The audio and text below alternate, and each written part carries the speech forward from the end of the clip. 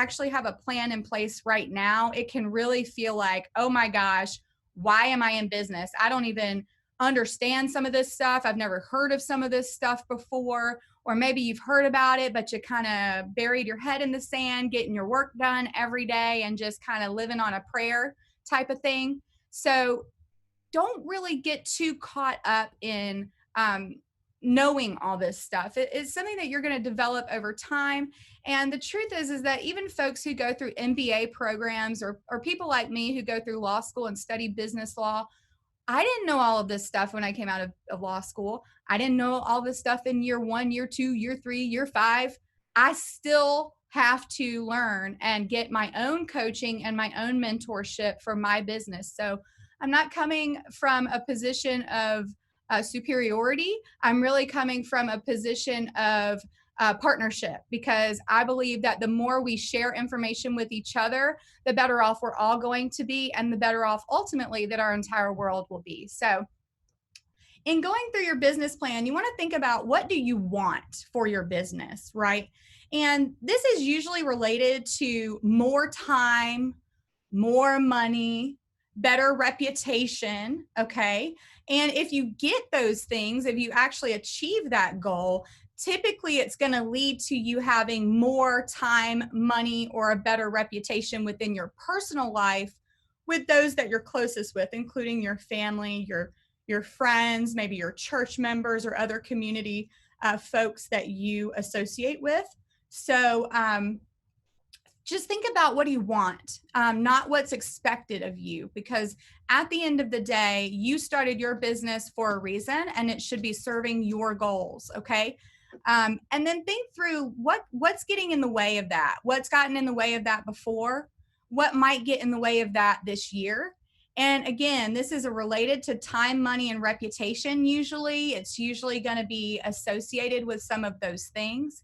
And this is what we tend to tell ourselves about how we have a limited amount of time or a limited amount of money, or maybe that we have external pressures from those around us that are, in our lives, our family, maybe even our staff. Okay. So just try to go ahead and think about the obstacles that might come up this year so that you can plan around them and be prepared for them if they show up in your life. And then finally, think about, how would your life and business change if, or be like, if you didn't change those things about your business, right? And usually that's going to result in unhappiness of some sort. So just thinking through kind of where would you be if you don't follow through with your plans? And then, how serious are you? Okay. A lot of people go into business and then they kind of give up along the way. Think about how serious you are, because there's no reason to spend all this time planning and trying to look ahead if you actually don't really feel all that motivated to do what it is that you're trying to do. Okay. We're assuming you're serious if you're here today, because it's 5 o'clock on a Wednesday and you're probably pretty tired and a little bit stressed with the holidays coming up. Now, your business plan template that you received by email, this is a 12-page resource. We're not going to go like page by page, section by section, because we just really don't have enough time for that. But it is for you to basically take notes today to help inform your business plan. You probably have a lot of this stuff already fleshed out, so I don't expect a lot of groundbreaking information today. It's really just to carve out time to spend doing it, when we sometimes don't spend the time that we have on these very important tasks. So let's talk a little bit about kind of the overarching first page stuff. You'll see there on the first page, there's a lot of blanks there. And the reason is that this is coming after you've actually filled in the rest of your business plan, okay? And so when we talk about an executive summary, that's really going to draw off of every section of your business plan. And that's kind of like a high level elevator pitch that you might give to investors or lenders or other stakeholders in your community. It's kind of like that intro, your objective paragraph on a resume, for example. Like, who are you? What is your business? Why does it do what it does? How is it different from other businesses? Where is it going? And so once you kind of fill in this business plan, you'll be able to better inform yourself on what your executive summary really should be stating, okay?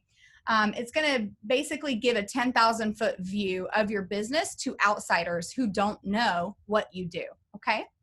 And then the mission statement, that's where you're going to use to really inspire people, right?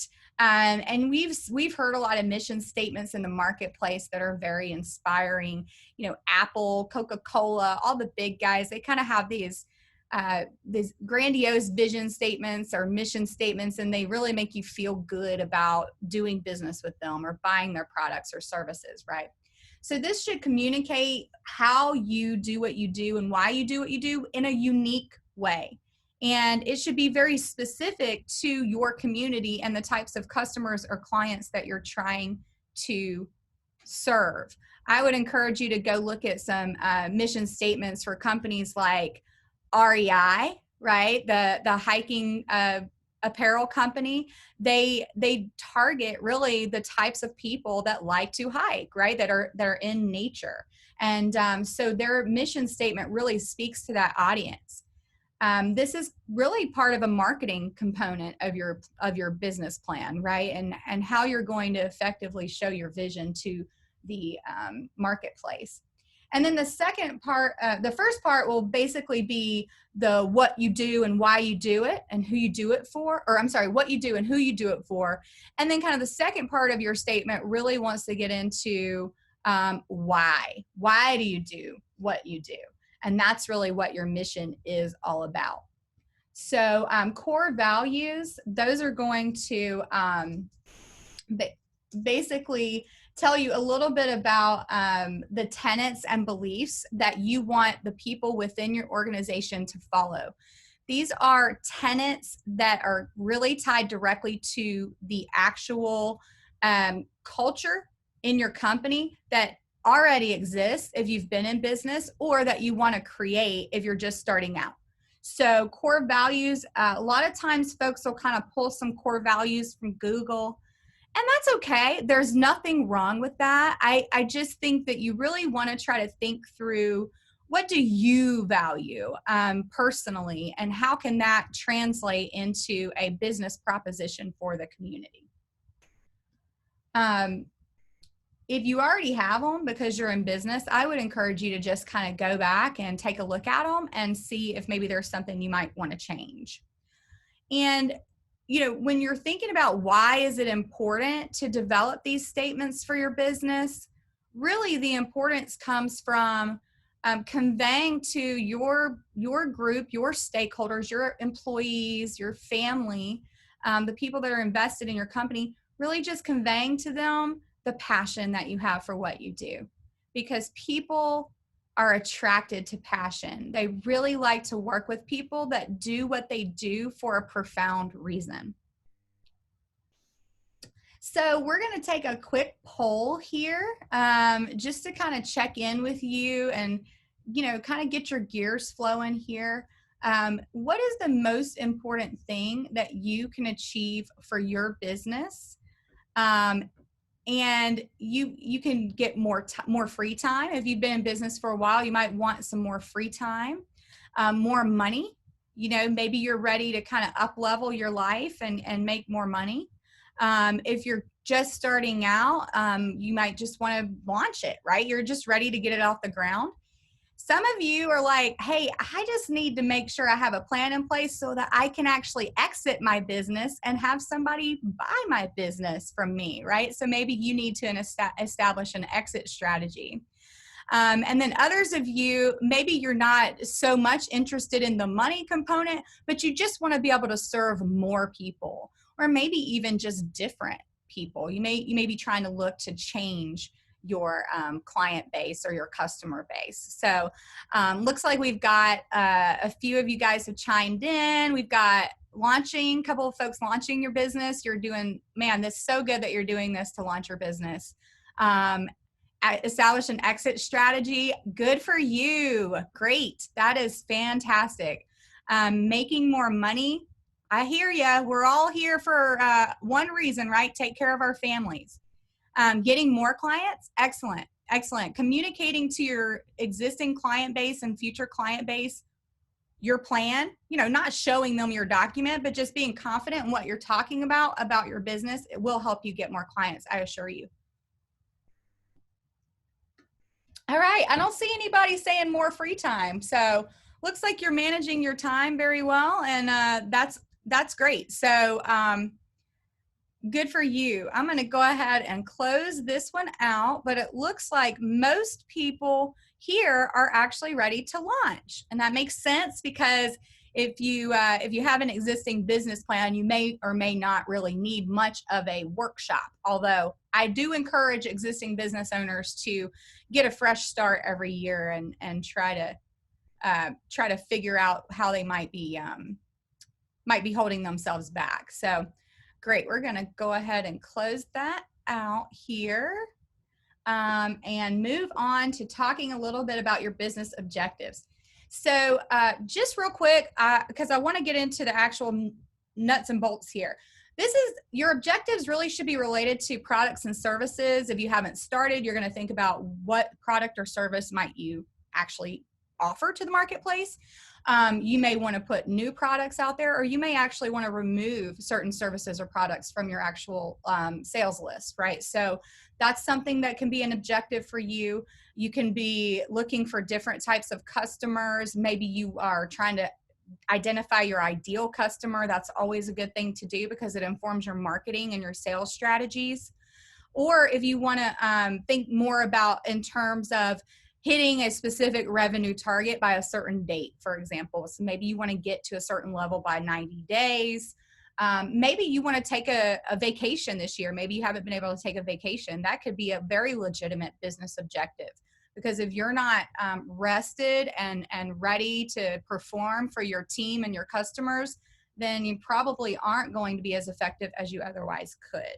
So I would encourage you to take some notes during the rest of the presentation about what are your top 5 objectives, or what might be your top 5 objectives for this year, because you're going to want to go back next November, next December, and you're going to want to look at which ones did I hit, right? And you probably are not going to get all of them. That's okay. Sometimes it's just a timing issue, right? Maybe 12 months isn't long enough to actually reach that goal. But it doesn't mean you should stop the goal. It just means that you need a little more time. So don't get discouraged if you get to the end of the year and you didn't hit these goals. They're kind of like the North Star here, right? Nobody's grading you. Okay, so don't grade yourself. Okay, now, just some takeaways for this. Your mission statement is really the way that you're going to communicate your unique value proposition to the marketplace. Your core values are going to describe the tenets by which you conduct your mission. So we do this by having these values. And then as we move through the 5 pillars, you're going to want to mark down the notes for your objectives. And then finally, your executive summary, it's going to emerge after you complete your business plan, which probably will happen over the next several weeks. And we're going to follow up with you and just be encouraging to make sure that you're staying on track with your business plan and you don't shove it in your desk and forget about it after you ate turkey and fell asleep. All right. So in terms of the 5 pillars of sound business, we speak about them in terms of sales and marketing as the first pillar. We talk about human resources is the next pillar. We talk about production. How do you actually produce and deliver your product or service? We talk about management and ownership. And then we talk about financials, which kind of governs the whole gamut of what you do in your business. So with sales and marketing, a lot of you know this, and I don't want to beat a dead horse here, and certainly I don't think this is groundbreaking information, but once you can start thinking about how all of these components work together as an entire business, you're going to really get into a different state of mind as a business owner, because you're going to see how they all move together, and when something breaks, you're going to know, oh, that's my sales and marketing pillar. That's my production pillar. And you're going to learn some tools today about how to fix those problems, because they will happen. Problems happen to every business. Okay, so expect that they will. The purpose of marketing, obviously, is to bring in leads that your sales team, by the way, that might be you, that's okay, or your sales process. If you're doing some automated processes online, for example, you're selling some products online, will convert to a paying customer or client, right? So the purpose of sales is to provide work for your human resources and for your production team, right? And those overlap a little bit. Obviously, we'll talk a little more about that. But basically, it's to kind of give you something to do so you can earn money. Sales, a lot of times people make the sale and it's like, yes, I made the sale. It's like, okay, well, that's like step 2, right? You got a lot more to do. How are you going to produce it? Who's going to do that? When are they going to do that? But also, sales is a form of marketing in and of itself, because if you are out there selling something that your production team and your human resources deliver in the way that it was marketed to them and the way that it was sold to them, then what you're doing to your existing customer and client base is that you are marketing, you're continuing to market to them and telling and showing them that you care about them. And that means that once they know you care about them, they're going to refer people that they care about, right? Because they're going to only refer those that they know, like, and trust to other people or businesses that they know, like, and trust. So sales, while it comes technically after the marketing effort, your sales process is and works within your marketing framework to make sure that just because you close the sale doesn't mean that you leave that person or that company behind and move on to the next guy or the next business, right? You're still continuing to demonstrate your value to them, and that's what marketing is all about. In order to reach your revenue goals, you are going to have to reverse engineer your sales and marketing goals, right? We're going to get into that in just a minute, but basically you can do this however works best for you. Some people like to look at things in terms of quarters. Some people like to look at things in terms of weeks or months, right? And so you do what works best for you, what makes sense for you and your business. But what you're trying to do and thinking about how much you want to sell this year, you're really trying to get to the bottom line, which is how many clients do I have to bring in, or products do I have to sell? And if I can expect this kind of conversion rate based on my past experience, I'm going to need X times as many leads, right? Because you're not going to sell 100% of your leads. It's very, very rare that a company has 100% conversion rate. And usually when I see 100% conversion rate, I know that they're really not tracking it very well, right? That's usually what that suggests to me. So now, just want to kind of take a breath here, let you kind of look this over for a minute because it's got some math on it. And I don't know about y'all, but I wouldn't say that I'm the best math person. I definitely went to law school to do words and not numbers. But once you become a business owner, you have to do math. So I've really been trying to flex my math muscle. And I've gotten a lot of coaching around that. So, and I have some really good advisors as well. And we'll talk about that a little later when we get to pillar 5. So as you're looking at this slide here, what I've done is I've taken some kind of, generic math terms to basically get this point across. If you're trying to reach $1 million in revenue this year, and folks, if you're just starting out, probably not going to get there. Although, hey, Mark Zuckerberg might have proved me wrong. Most people aren't going to get that high. You're probably going to have a significantly lower target, which is okay. I'm only using this number because $1 million tends to get people to pay attention, okay? So if you're trying to get to $1 million in gross revenue, what you're going to want to try to do is you're going to figure out, like, what offerings am I making here, right? So if I'm offering products or services, I'm going to want to list out every product or service that I'm going to offer. Okay. And then I'm going to want to list out how much do I charge for those things. Okay. And if I'm going to charge for like widget number 1, let's say, and a widget is a fictional product. Okay. I don't know if any of you've heard widget before, but it was used in law school all the time. So I guess that's where I get it from.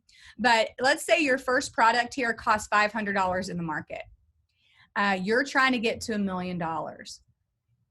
Let's say historically, you know that you sell roughly the same number of units of each product or service.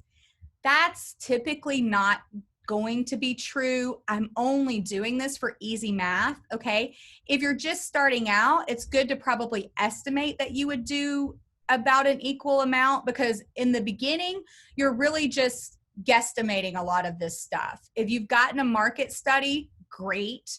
That would be helpful for you. I would recommend, if you have the financial means to do that, that you do get the market study. But for purposes of this demonstration, we're just going to assume that each product earns about 1/3 of gross revenues for the year. And so over here, all you're going to see is basically, what are you trying to get monthly, right? And you could make this weekly, you could make this quarterly, you could make this daily even, depending on what you're selling. But I wanted to use monthly because that's how I do it. I look at it by the month. So if I know that I want to get 1/3 of revenue, I estimated for easy math at $350 each, which actually gets you a little over $1 million. I know if I'm selling $500 widgets, I need 2,000 of those to reach $350,000 in gross revenue for the year. And if I have that much, I'm going to need to sell 167 of widget number 1 every single month. Okay, so that's where that math is coming from there. Go ahead and just take some notes here. And if you want to just take a picture of your screen so you can go back and reference it later. Again, we're going to follow up with you guys with additional resources, but sometimes this type of thing can make your eyes kind of blur. So just take a second to kind of digest that and look at what I've done here for you, so you can really get in there in your plan and not get stuck on the math here, okay? So basically, how much gross receipts do I need to expect from this product or service? If I sell it for this amount of money, that's gonna tell me how many I need to sell this year. And if I'm trying to measure that every month, then I know that I need to divide the number of units that I need to sell by 12, okay? And hopefully that's basic enough math for you to get the gist there. Now, as you kind of, move forward in your plan, you're going to see that based on your annual goals, you're going to see where we have kind of just those I broke it out for quarters, daily, weekly, monthly. Those are just numbers that I would encourage you, if you don't have a vision board, get one. If you don't, get something that's going to be in front of your mind on a regular basis to remind you of what your goals are, because that's the way you're going to stay on track. And if you start to fall off track, then okay, we got to amp this sales and marketing up. And a lot of times for younger companies, you're going to see a lot of kind of revenue highs and lows until you figure out a more consistent marketing plan and you learn where you can expect to get the most leads or referrals or sell the most products, okay? Make sure you monitor the revenue. You can do this by the number of sales that you have. You can do it by how much total revenue you generated. You can do it in a number of ways, but you just want to monitor, and you want to monitor either by, I would recommend something more frequent than quarters. That's a little far out, but at least if you're doing quarterly reviews, you can kind of put those figures there to help benchmark you. So for example, if you're looking for $1 million, you're going to have like $250,000 for quarter 1, quarter 2, quarter 3, quarter 4. That's a little basic, because usually it's going to start a little bit lower in quarter 1. And then over the year, as you generate more sales and you generate more revenue, it usually ends up getting a little higher over time. That's more of like an advanced business planning workshop, not really for this conversation, but do keep that in mind. If you start out quarter 1 and you're only hitting 200,000, it's okay, because in quarter 2, you might get up to 275. Okay. And then maybe in quarter 3, you get up to 325, right? And so you catch yourself up. And then now in quarter 4, you might even blow past your goal. Okay. Assign somebody to actually keep track of this for you. It can be you. It doesn't have to be someone else, but assign someone. And if it is you, make sure that you don't get distracted by every other thing that you have to do in your business, and that you make this a really important priority. Okay. Sorry, my slide got a little weird down here at the bottom, but think about your marketing budget. Now, I am not a marketing professional, but what I would recommend is that you kind of look at your industry standard. Google has a lot of information. We have some resources for marketing. If you want to reach out to us, we definitely can refer you to some folks. We've got a great marketing consultant who's helping us now get ourselves out there a little bit more. And then determining how you're going to spend it, and how can you basically see whether your performance on your marketing spend is actually working for you. That's where you're going to see that table there, where you have your activity. What kind of marketing are you doing? How much is it costing you, right? How many leads can you expect? If you've been in business, you probably can go ahead and use your past data to inform this. If you've been tracking it reasonably. If not, you can start with a guess, and then maybe, quarter one, you go back and look and kind of compare notes and see, oh, was I expecting too many leads, or did I get more than I thought? And then that can kind of help you modify your plan through the year. Conversion rates here. Now, if you're just starting out, conversion rates get a little tricky. So I'm not going to run down a rabbit hole that's going to cause your head to spin.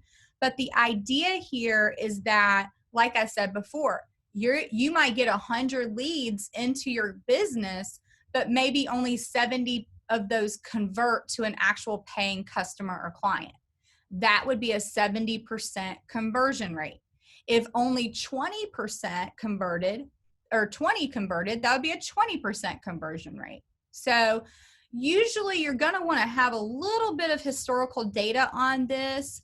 But I would say, as a benchmark, when you're starting out, just start with 50%. Like, I'm going to try to get 100 leads. And if I convert 50%, you're doing pretty good in the beginning, because a lot of conversion rates really fluctuate somewhere between 40 and 60. And a really good conversion rate is somewhere around 75, maybe 80. And different industries and different businesses have, variations there. But starting at 50% if you're just starting out is a good way to at least try to get some math down, so you can start looking at, how much am I paying to acquire this customer? Because if let's say you're paying $238.10 to acquire one customer, and the product that they bought was only worth $500, right? Well, now you're like less than 50% of your gross receipt. You have more than 50% of your gross receipts from marketing. Okay. That would not be a good thing, right? So that can inform, maybe you need to bring your price up. Maybe you need to stop spending money in that particular marketing avenue. So that's why you care about this, right? Because you don't want to overspend to acquire those customers and clients. That can definitely tank your profitability really fast. Okay. And so just kind of thinking through some of those things, you are going to get a 15-minute call with me. We'll talk more about that at the end of the webinar. But if you're here with me tonight, I am so happy that you're here, and I'm going to set aside time to answer questions. So please take notes about the things that you feel most challenged by, so I can help you think through them on a personal level, because what your business does matters, right? Every business is different. All right, so the key takeaways here are, if you don't market, you're not going to sell, okay? And marketing doesn't have to cost you money. It could be sending out a text message to people that you know. I texted a lot of you and said, hey, please join my webinar or my workshop tonight. It could be taking someone out to lunch or coffee, right? $5 coffee, right? That's very inexpensive. So your marketing doesn't necessarily have to cost you a lot of money, but you do have to do it. A press release, or sending out a coupon. Hey, I just started my new business. I'm going to be selling these most beautiful, we have somebody on here tonight, I hope she's joined, who is selling these beautiful flower arrangements.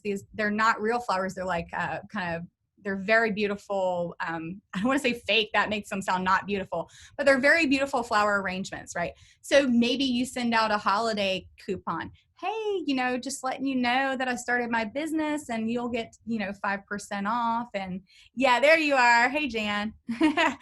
So, that might be a good idea if you're selling a new product, right? You just want to kind of get yourself out there, and that doesn't cost a lot of money. So in order to sell effectively, you need to have those revenue targets. Okay. Don't forget that, because if you're kind of going without a target, it's very unlikely that you're going to get where you're going, right? Because you don't actually know where it is that you're going.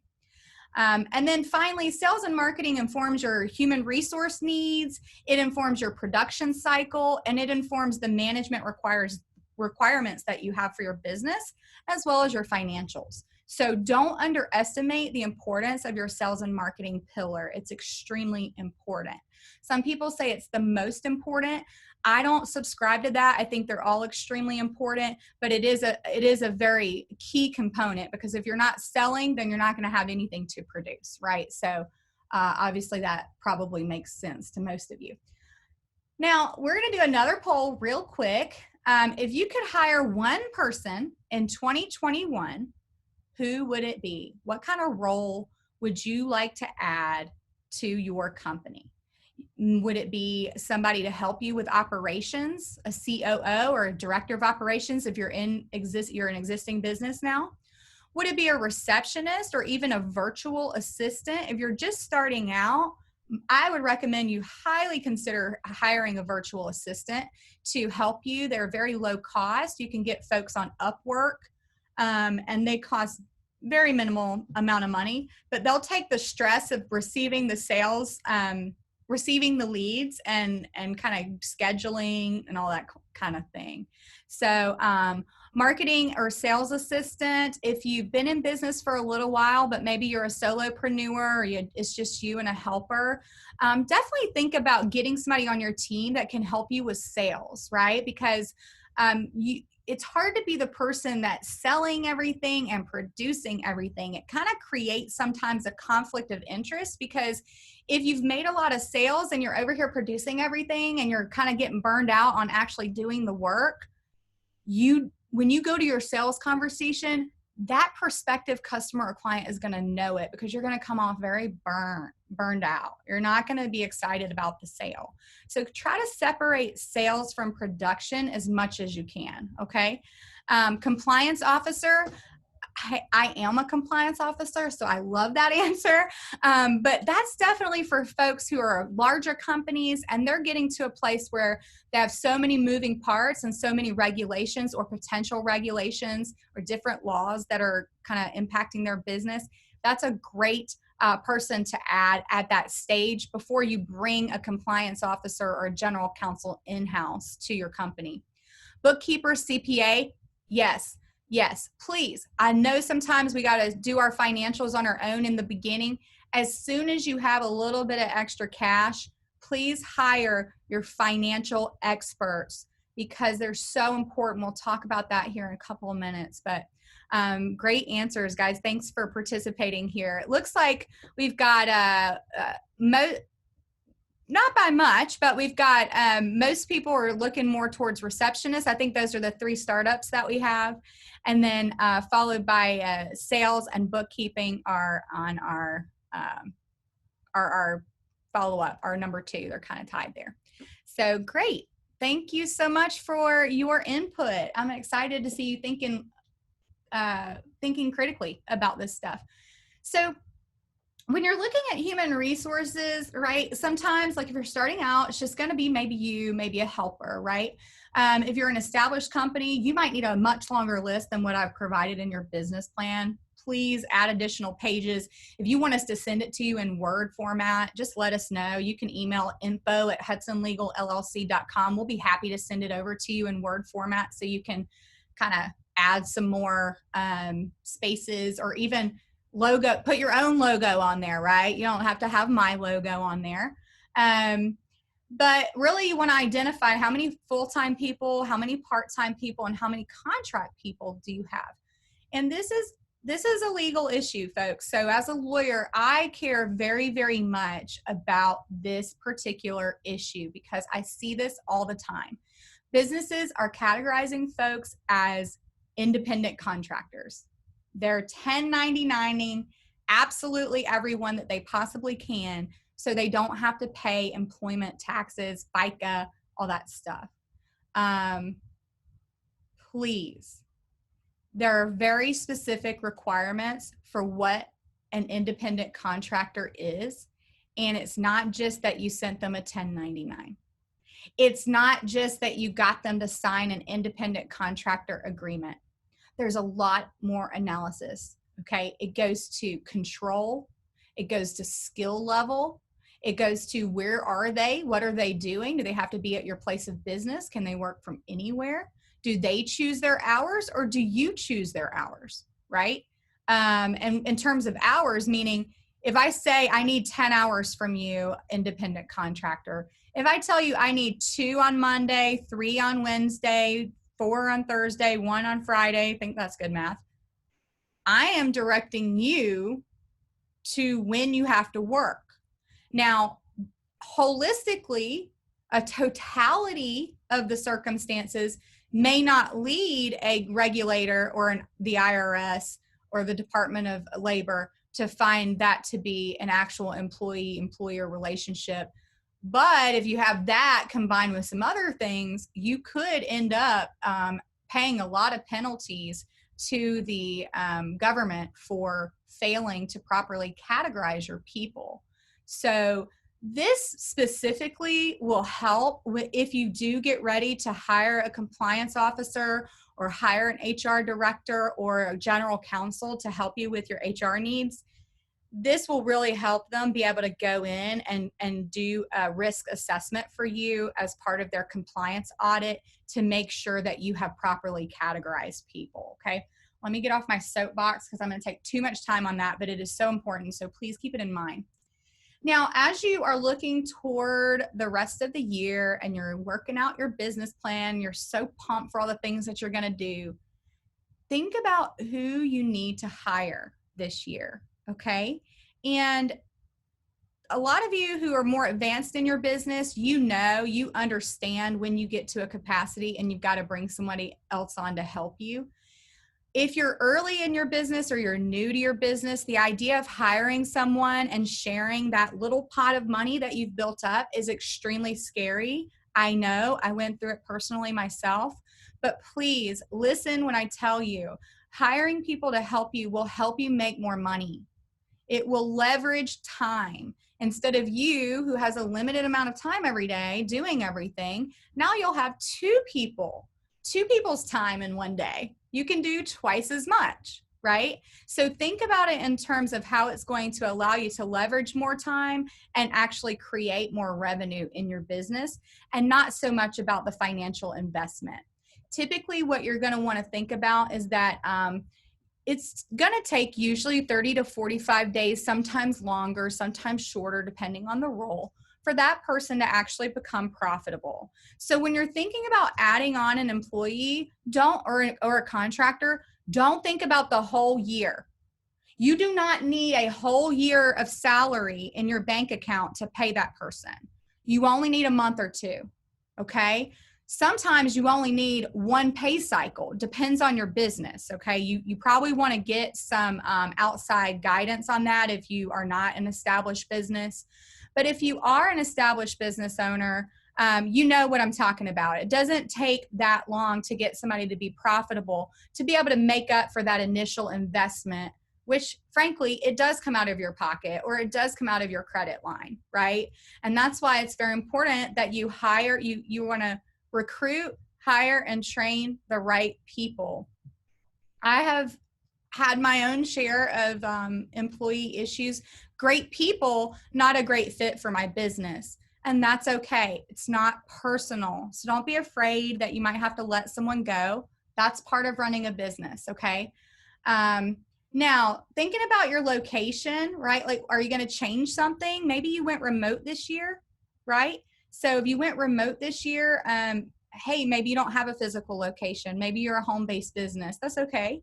Maybe you want to expand next year. Think through that. If you're going to add a few people, you might want to get a place, right? So that's something to think about for your HR needs. So key takeaways here: human resources are your number one investment in your company. Don't forget that. You definitely need an employee manual so that you can outline the rights, responsibilities, and expectations and consequences for your people. They need to know what's expected of them. Independent contractor status is more than just a 1099, like I talked about on my soapbox.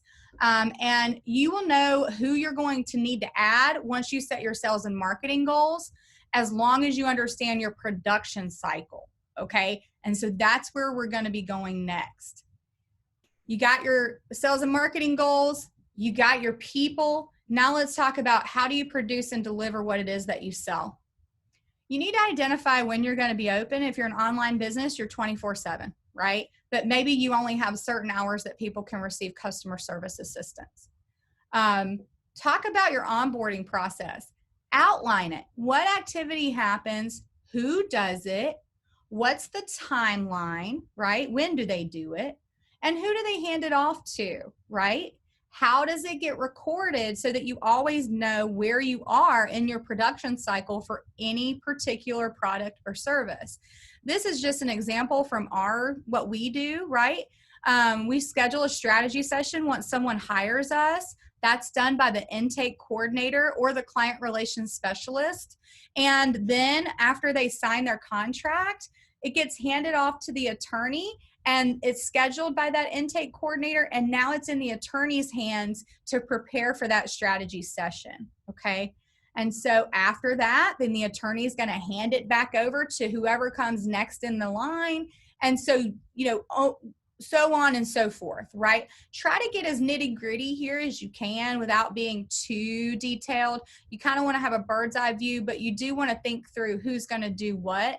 Because if you're a solopreneur and you're doing all these things, at some point you're going to hire somebody to come in and help you. And if you've defined this, you're leaps and bounds ahead of 90% of the businesses out there who have not done this. So when you hire that person, they're going to be very impressed that you can tell them what to do, when to do it, how to do it, okay? So take my advice and put in a little time on this part, okay? So once the customer has gotten that product or service and they are amazed, they're wowed at everything that you've done for them, you need to make sure that you identify how you have closed that sale, closed that delivery out, okay? This is especially important for service-based businesses, which many businesses that I serve are service-based businesses. I'm a service-based business. Right? So once the final invoice is issued in my firm, the billing clerk does that, prepares the invoice. I review it, right? It goes out on the date of delivery and completion. And then when it gets paid, I get it, right? And I make sure, okay, that file is ready to be formally closed. They've paid, they're happy. We send them the closing letter, and hopefully they are going to refer us future business because they were very happy with us, right? And so getting this right after you've actually delivered everything and they've paid for everything is important. And I'll be frank with you, we struggle with this too because you get so busy doing other things. And so sometimes our closing letter goes late. And every time that happens, it's like a little stab in my heart, like, oh gosh, practice what you preach, right? But we're all human. Just remember, you just want to round out that relationship and make it memorable, that they didn't just fall off from you, that you consciously close them out and thank them for their business. So your key takeaways here, because we're getting close on time, your key takeaways here are that you're gonna you'll notice that your sales and marketing team will say things and do things in sales and marketing, and sometimes they don't line up to production. They need to, okay? So make sure you are training sales and marketing folks on what you actually do and not what it is that they think you do in their mind. Because if they're not part of the production team, they may have confusion on that. That's a big problem. That'll get you into some litigation, okay? So please fix that type of thing as fast as you can. The production cycle is going to keep you on track when things go wrong. So if something happens in that cycle, you can go back to it and say, okay, what was supposed to happen and what's supposed to happen next? It'll keep you going forward and not getting stuck on the problem. And then finally, consider that by adding information about that production cycle in your literature that your customers and clients receive, they're going to go ahead and buy into it, right? They're going to go ahead and have it in the back of their mind. So when they come to you and they say, why isn't this happening? Or I thought I was supposed to already get this. You can just refer them back to the literature and refresh their memory, as opposed to spending time that is very valuable in your business talking about something that you've already informed them about. And I really recommend doing that. So with management and owners, if you are a solopreneur, you might be the only manager and owner. Sometimes these overlap, and that's okay. Don't sell yourself short here, okay? You want to do some training and development. You want to have some downtime, okay? Think about vacations, or even just, I'm not going to work on the weekends, or I'm going to turn my computer off at 6 p.m. no matter what. Find some goals for yourself, right? Like, what do you want to achieve as the business owner? Do you want to learn more about sales this year? Take a sales training course or buy a sales training book, right? Depending on your budget. What are your specific goals, right? So if you're trying to, buy a new car, you need a down payment, right? How much is it? How much profit do you need to put in your pocket this year to be able to get it? And then organization is key. So you want to create an organizational chart.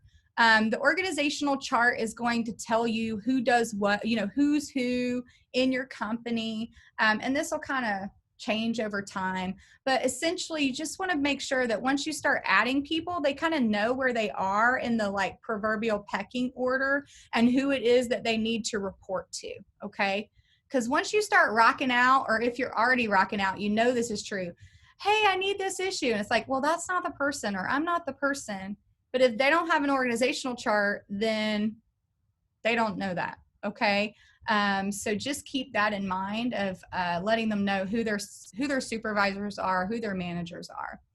And then develop a list of business advisors, right?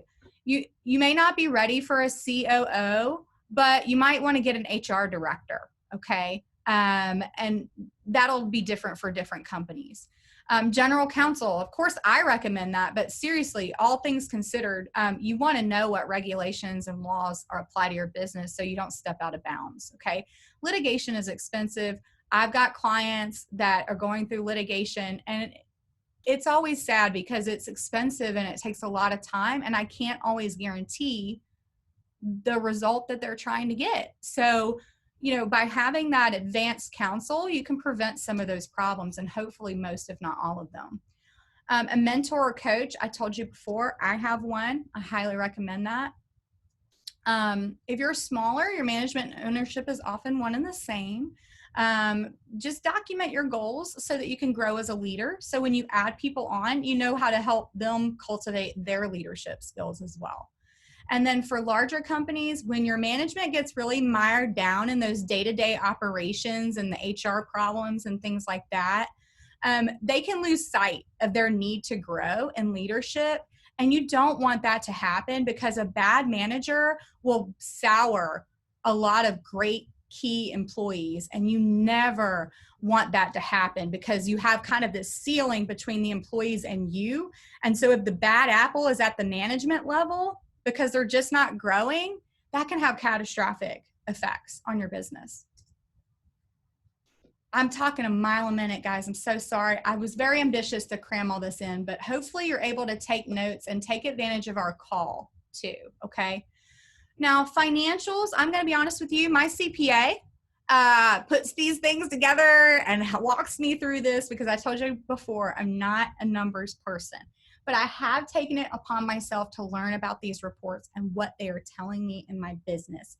I strongly suggest that you look through some literature. You can find this online with Google. There's a book, it's called Managing by the Numbers. I forget the author, but if you text our main line, if you text books, I forgot to say this, but if you text books to our 678-825-4525. Sarah, if you would put that in the chat, If you do that, we'll send you a list of leadership books, and they include some things about financials if you need some more education on that. These are the ones that we recommend you're looking at least monthly. You may need to look at them more frequently depending on the size of your business. And then there might be other ones that are important. Like, for example, if you have inventory, you might need an inventory cash flow analysis because you're going to have cash outlays because you need to purchase inventory in advance. And so that's going to inform your cash flow in and basically the timing of your outlays and your flows. So keep that in mind. If you're buying inventory, it's important that you look at that kind of thing, and your financial advisor can help you with that.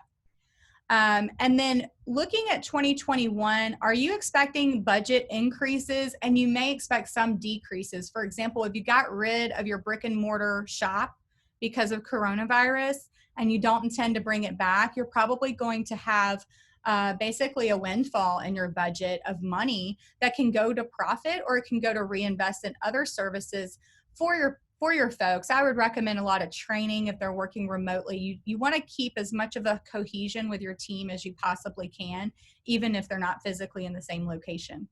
So I know I'm past the time here, so if you got to jump off, I totally understand. Let me skip forward here and just give you, like I said before, if you don't have a financial expert, please get one. You don't want to get penalties from the government for not managing your money right, okay? So here are my tips for what you can do to integrate these pillars of sound business into your business plan. First and foremost, calendar time. Calendar the time to do your training.